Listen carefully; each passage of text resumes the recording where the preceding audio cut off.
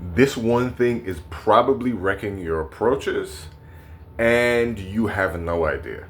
For years, this was me suffering through the same thing until I found out and realized. Let me tell you a story to illustrate it. Guy goes out to a bar, runs into a girl, has a great time with her.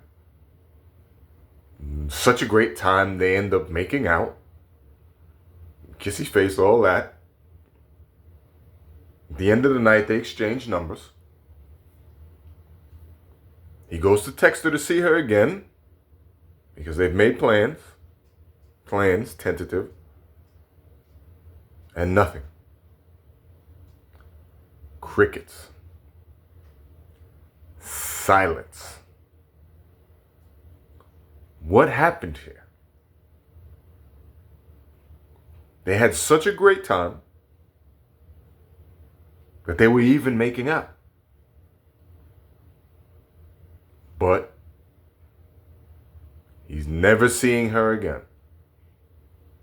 Why did this happen? Great question, right?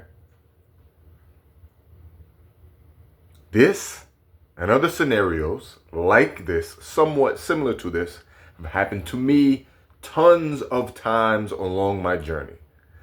Countless, numerous, innumerable, as they say, right? Over and over and over again. And you sit there and you wonder, damn, where did I go wrong? Or maybe you're getting a girl's number. This happens a lot with numbers, right? You get a girl's number,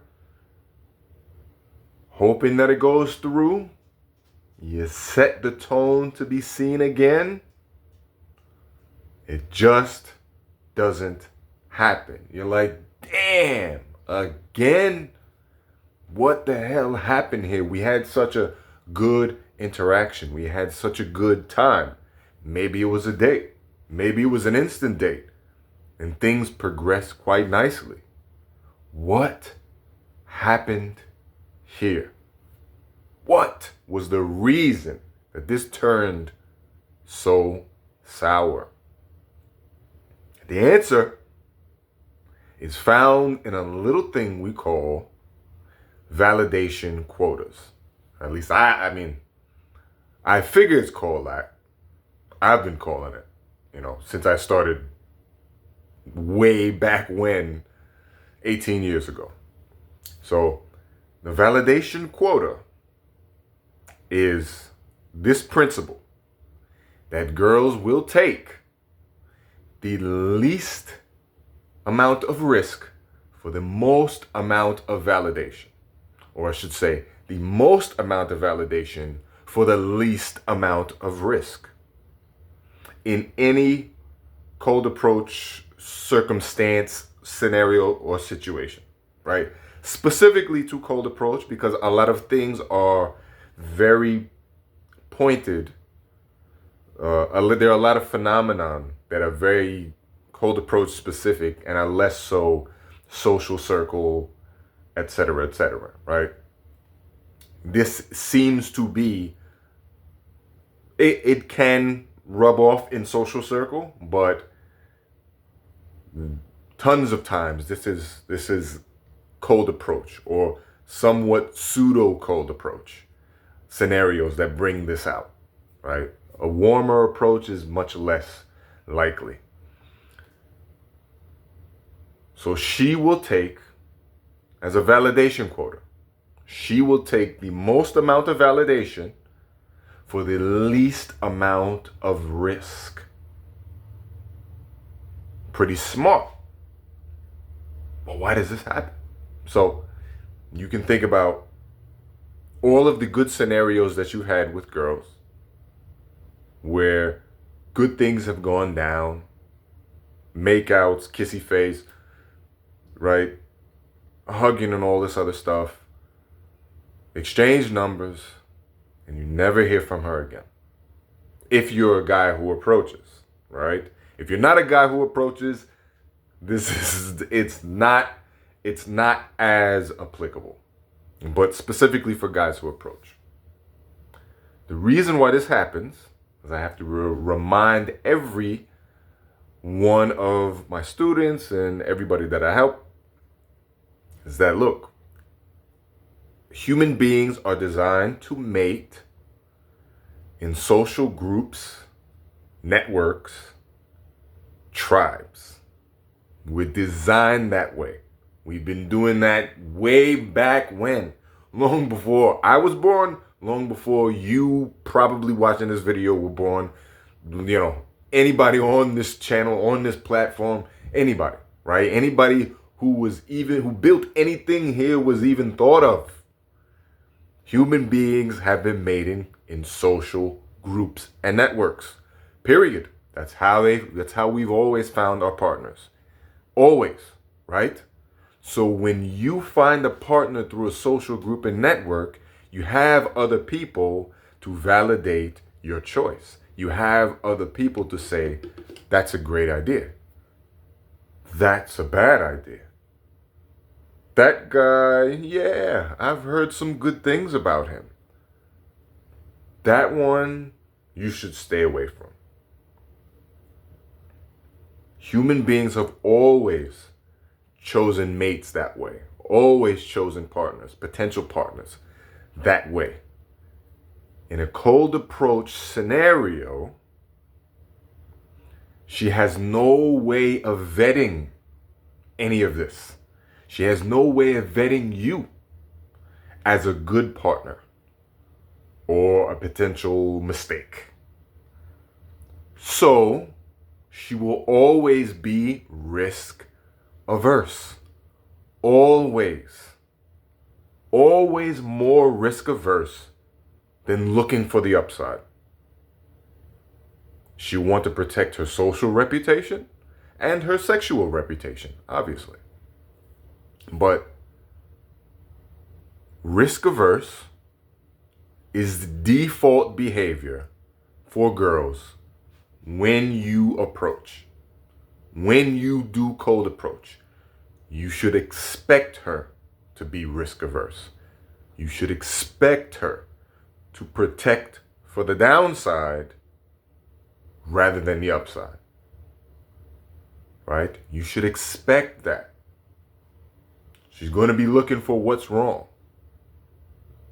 Because she has to, think of it from her lens, she has to justify the choice of you to her friends, to her family, to her co-workers, to everyone, right?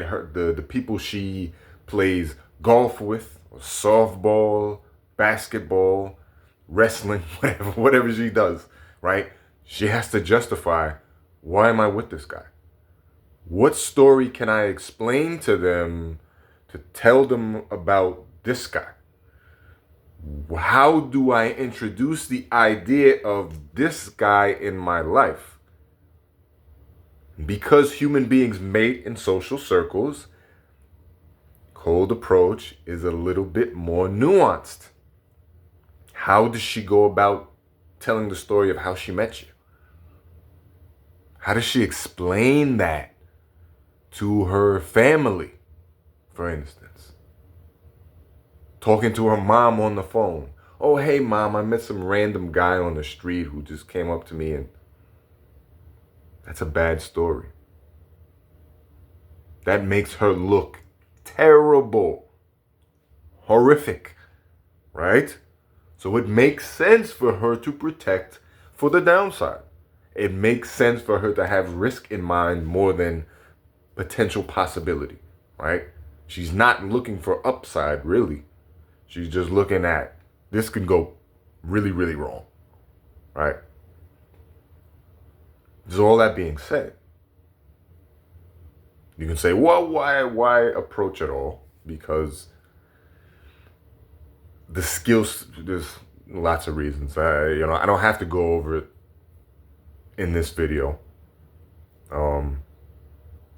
It's still worth approaching, but these tweaks, these subtle additions, add to your level of mastery, but they add to your level of results. When you understand this, you understand where a woman is coming from. You can see things in her perspective, and you can build a better experience overall. You can build a better interaction overall. But going back, the validation quotas. The idea, she will take the most amount of validation for the least amount of risk. Okay? Here's the antidote to this. Instead of just talking about the problem, riffing how terrible it is, here's something to think about. I'll give you an analogy, right?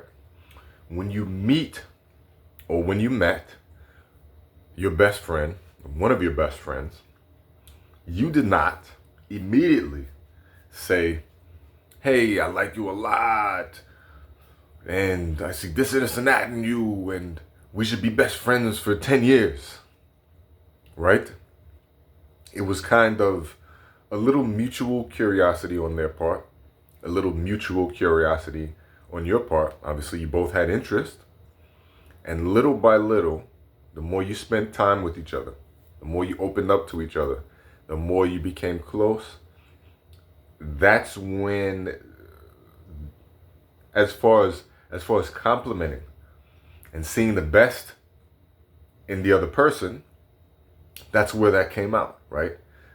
The longer you spent time together, the more effort you guys put into the friendship, the more you could see good things in each other, the more you pointed it out, the better it went, right? It wasn't you giving your friend of 10 years all this validation and hope up front in the hopes that they'll stay, friends with you for 10 years, right? That's usually not the way it works. It works with a small spark, then a little time and effort grow it, right? Same thing here. The same exact principle here. Same exact. Right? When you give all these physical compliments about how beautiful she is, you're doing too much too soon. It's too upfront, right? So, validation should be very light at the beginning. Very light, very teasing, very tantalizing, very ambiguous upfront in the beginning, right? Light, ambiguous, can kind of sway either way, right? This is why you want to incorporate teasing once you get to a certain point, right? You want to be able to tease and use it effectively because it actually balances any compliments that you may come up with, that you may have, and works synergistically, right? It makes the compliment that much stronger because you're also willing to poke fun, just like you do with friends, right?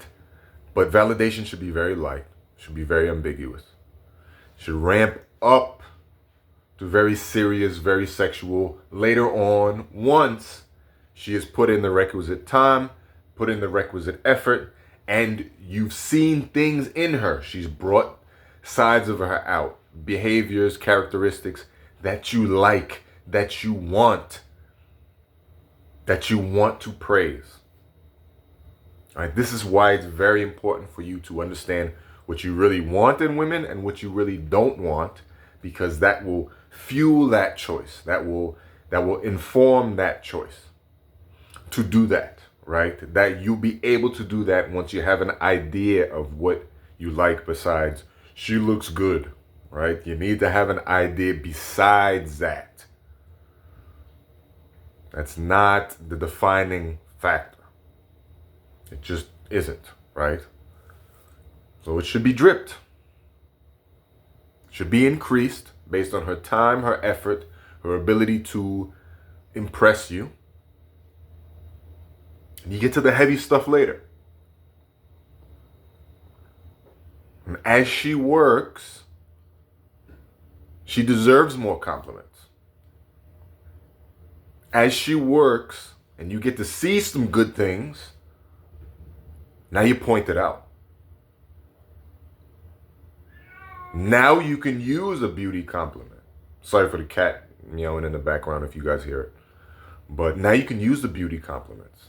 Because that's the right time to do it. Instead of right up front at the beginning. That doesn't help your case. Right? It needs to be earned. That type of investment on your part needs to be earned by a similar type of investment on her part. Right? Her investing time, investing effort, investing energy, investing herself into the interaction brings you to a point where you just have to compliment how stunning and radiant she actually is. That's what it should be. That's what it should feel like. And so, to use what we've learned to reflect back on the first situation, if you want to see her again, right? We're talking about making out in the club or lounge, etc., and taking a number, or the function, wherever it happens, right? You're better off not making out with her and leaving that to the future, because you might overdo it. Validation, small, slowly increased over time, is what builds intrigue. It's what builds that curiosity, right? And you give too much too soon up front,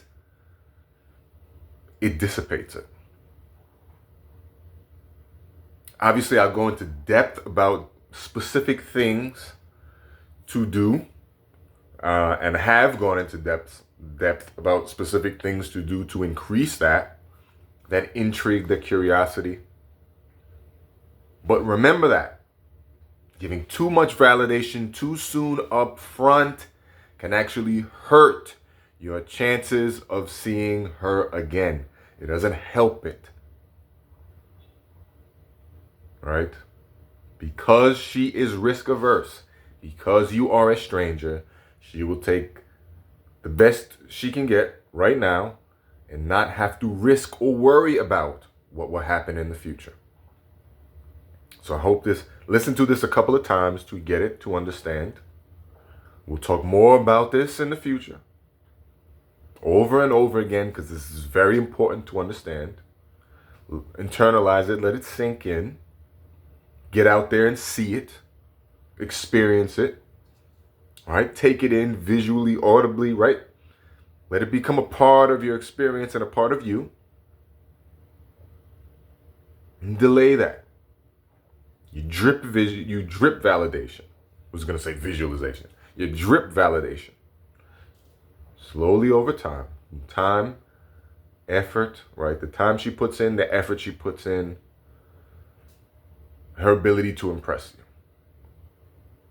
That's when the real validation comes out for her, right? The more work she does. So if you liked this video and it was helpful, leave a comment below on how you used it and improved your game. And I'll see you in the next video.